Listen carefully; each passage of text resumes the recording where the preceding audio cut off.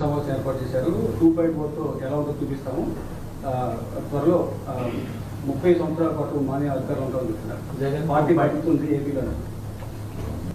ప్రజలు ఇంకా 1.0 నుంచే కోలుకోలేకపోతున్నారు స్వామి.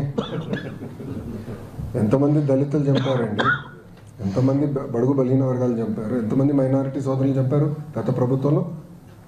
ఇక్కడున్న నాయకులందరిపైన కేసులు పెట్టారు. ప్రజలకి స్వేచ్ఛ ఎక్కడుండేది గత ప్రభుత్వంలో? మేము బయటికి రావాలనుకుంటే మా గేట్లకే తాడు కట్టారు కదా అన్నాడు. నా పైన 23 కేసులు పెట్టారు, అటెంప్ట్ మర్డర్ కేసు పెట్టారు, ఎస్టీసీ కేసు పెట్టారు. శాశ్వత భూ హక్కు చట్టం అని తీసుకొచ్చి ప్రజల భూముల్ని కాజేయడానికి ప్రయత్నించారు. ప్రజలు మర్చిపోయారనుకుంటున్నారా? ఆయన ఎవరు మర్చిపోలేదు. ఎన్నికల ముందర కూడా నా ఎంట్రీగా ఎవరు పీకలేరన్నారు. ఏమైంది? ప్రజలు ఎవరు ఎన్ని ఎంట్రీలు పీకారు చెప్పండి. No, I am following the due process of the law. If I don't follow the due process of the law, tomorrow you will question me saying that this is vindictive politics. Madam is here.